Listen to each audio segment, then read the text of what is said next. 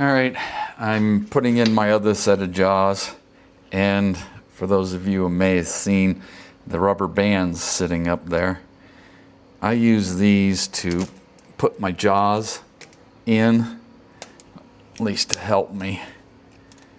They're numbered, but my chuck is not, but I make sure that I put them back in where they go, and this happens to be number 1. I loosen them first, and I get this one, see up here, number 3 went.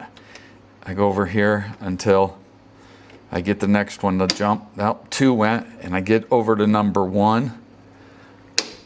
And then I go ahead and I put them in.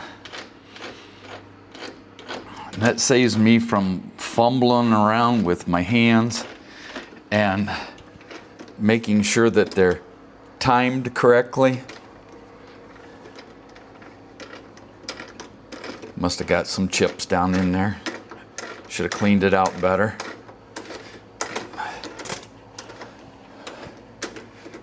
But if you ever have any problems getting your jaws timed so they all meet in the center when they're supposed to, that's a nice way to do that, I've found.